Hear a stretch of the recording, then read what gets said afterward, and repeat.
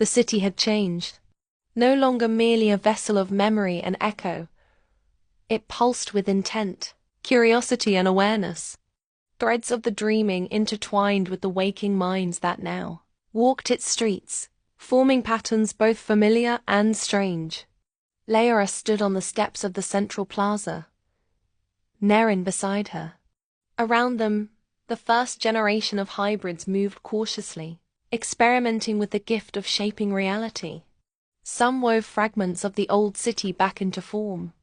Others began to create entirely new shapes, architectural impossibilities that made the air itself shimmer. "It's beautiful," a young hybrid said, her voice trembling with awe. "But what happens if we make a mistake?" Layra exchanged a glance with Nerin. "Mistakes are part of learning," she said. "The loom remembers, but it also adapts. It isn't perfect, and neither are we. That is the gift and the danger of choice." A flicker of motion caught her Aya figure moving just beyond the plaza, a shadow that didn't belong to any of the hybrids. The vessel hummed, reacting subtly to the presence. Layra's pulse quickened. "Something or someone is here," she whispered. Nerin nodded, eyes narrowing. "It has been waiting. The loom never forgets. It attracts those who can change its patterns, and those who would undo them."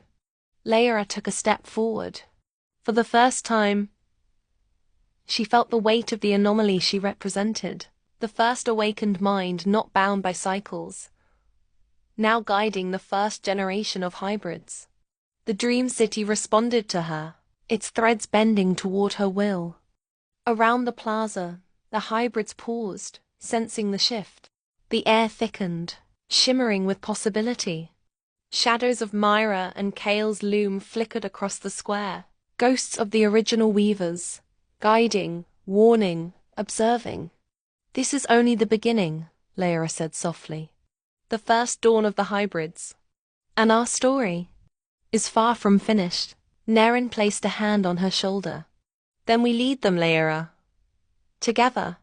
Above, the central helix pulsed brighter, casting long spirals of light across the awakened city.